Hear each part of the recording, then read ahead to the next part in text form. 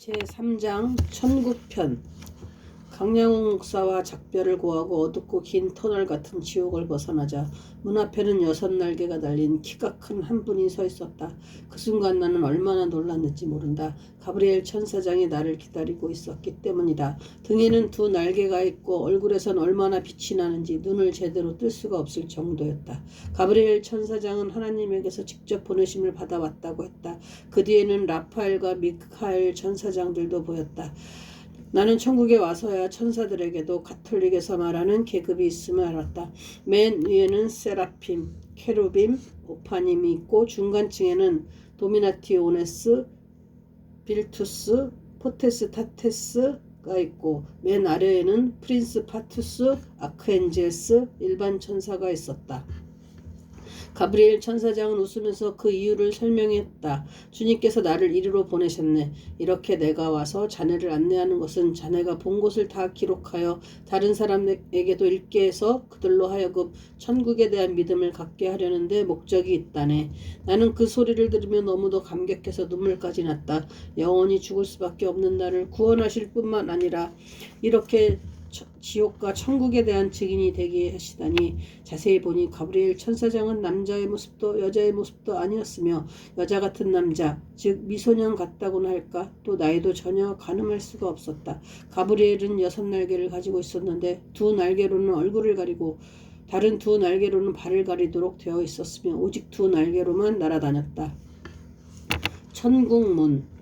천국에 들어와서 가장 놀라운 것은 들어가는 길에 불이 활활 타고 있는 모습이었다. 흡사 그 모습이 지옥과 비슷했기 때문이었다. 그러나 다른 것은 지옥의 불은 형벌의 불이지만 천국에서의 불은 번제처럼 나의 옛사람을 다 태우고 성결케 하는 성령의 불이었다. 또 그 앞에는 잔잔한 호수가 있었는데 그것은 세상에서 당한 모든 질병을 치유케 하는 생수였다. 세상에서 가졌던 미움과 시기와 질투와 불평과 원망 등 모든 것을 다 치유케 하는 물이었다.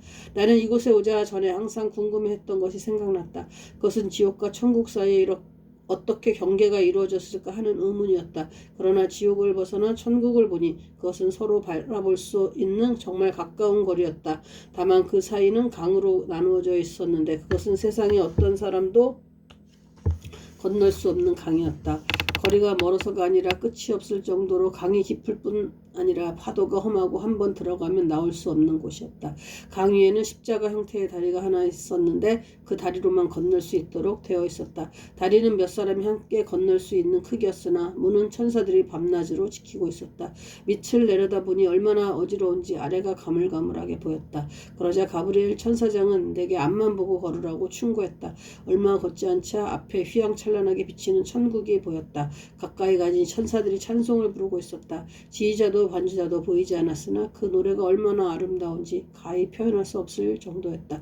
그 노래의 가사를 들으니 순회 목사로 신방하고 집에 돌아왔을 때 불이 나서 까맣게 탄 자녀들을 보면서 내 주여 뜻대로라는 찬송가의 가사를 썼던 슈멀크 목사의 아름다운 시온성화라는 찬송의 가사였다.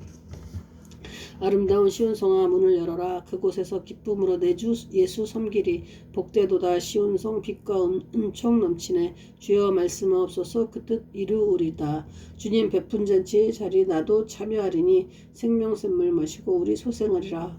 가브리엘 천사장은 내게 먼저 천국의 문부터 보여주었다. 나는 세계 여러 나라의 유명한 곳을 수없이 많이 가보았지만 천국은 문부터 전혀 달랐다. 문은 황금으로 되어 있었으며 성은 네모 반듯하고 거기에는 12문이 있었다.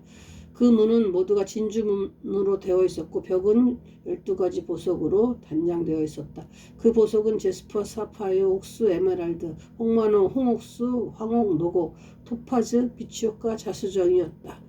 나는 천국이 네모 반듯한 것이 이상해서 가브리엘 천사장에게 물었다. 천국은 왜 네모 반듯합니까?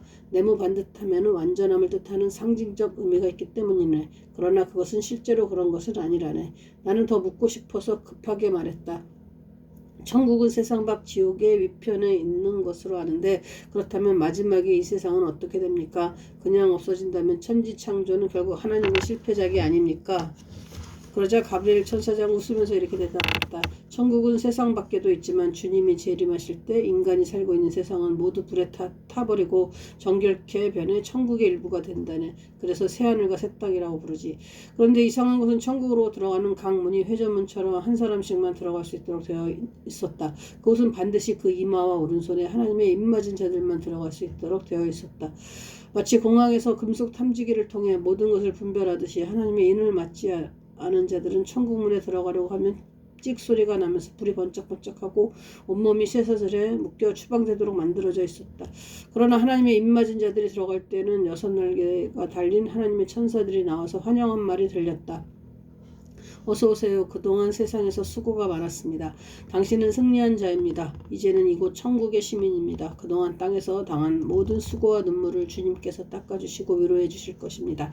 이곳에서 당신은 주님과 함께 영원토록 복락을 누리며 천년 동안 왕노릇할 것입니다. 주변을 보니 천국으로 들어가는 길은 황금으로 되어 있었고 문 위에는 12사도들의 이름과 함께 이렇게 기록되어 있었다.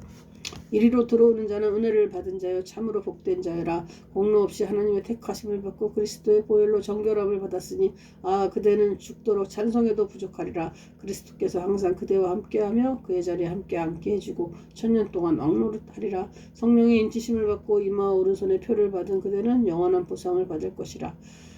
천군 천사들이 그들을 찬양할 것이요 구원 외에도 공로에 따라 면류관과 상급을 받을 것이니 그대보다 더 복된 자가 어디 있으랴.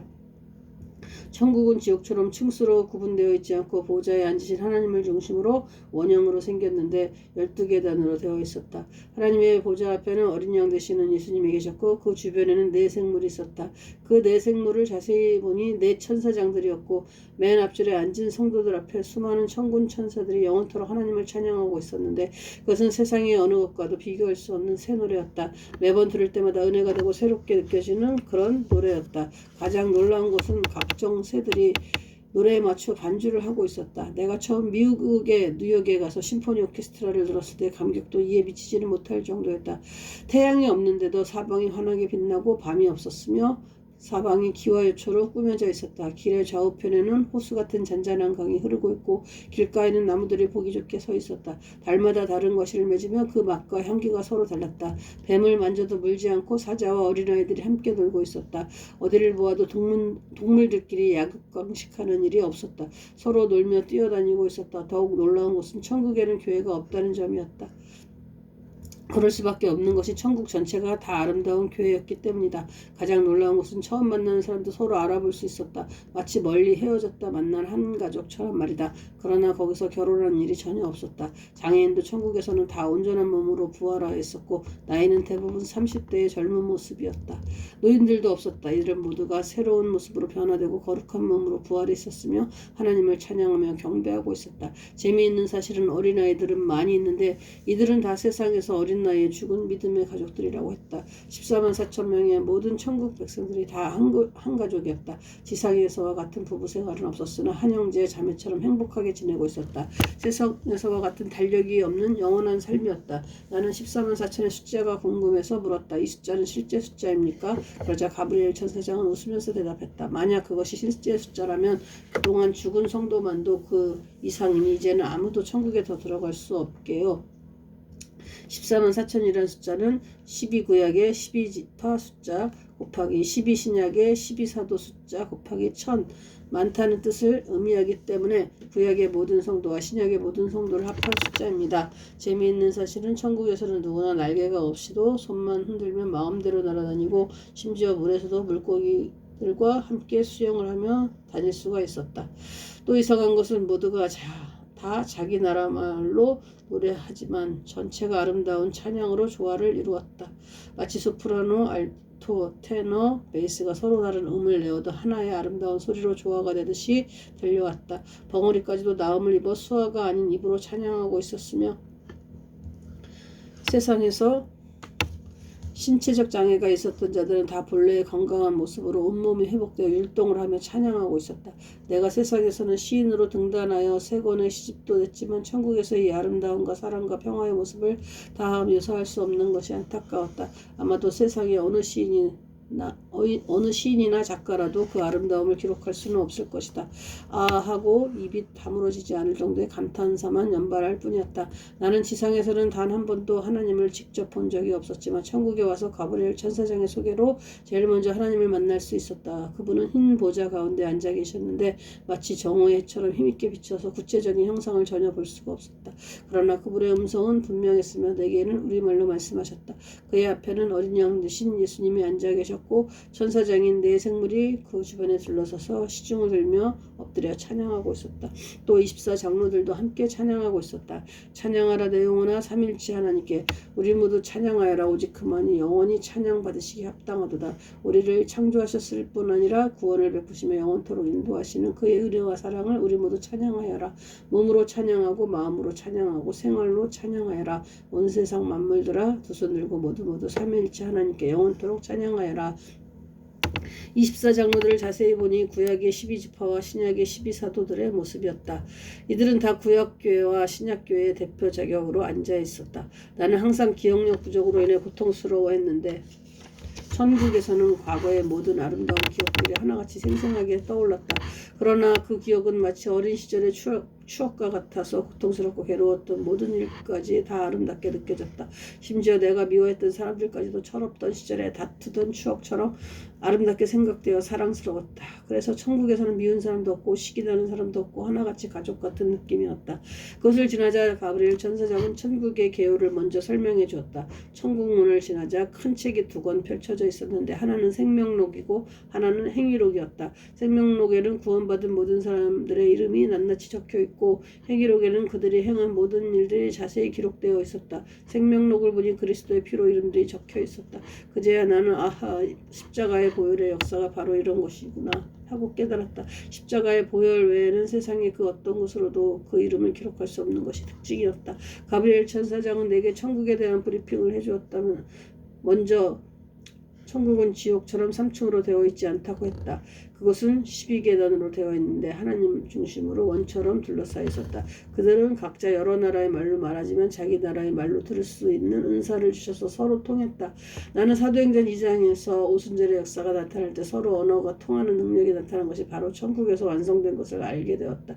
지옥과는 정반대 현상인 것을 볼 수 있었다. 12개의 줄은 원형으로 되어 있었으며 계단식으로 된 것이 특징이었다. 그러나 머리에 쓴 면류관은 다같이 금으로 된 의와 생명의 면류관이었고 또 다같이 흰세마포 옷이었으나 띠마는 서로 달랐다. 마치 태권도 하는 사람의 띠처럼 색깔이 달랐다. 흰세마포 옷을 보니 세상의 세제로 빤 것이 아니라 금방 내려 쌓인 눈처럼 하얗고 게다가 광채까지 나는 것을 볼 수 있었다. 하나님 주변에 있는 순교자들은 황금띠를 두르고 있고 그 뒤에 있는 사람들은 은띠를 두르고 있었으며 주변에 있는 사람들은 동띠를 두르고 있었다. 올림픽에서 보면 메달 간의 차이가 많이 나지만 천국에서는 그렇지 않았다. 모두가 찬란하게 빛나고 자랑스럽기 때문에 띠에 상관없이 어느 누구도 불만 없이 행복한 모습이었다.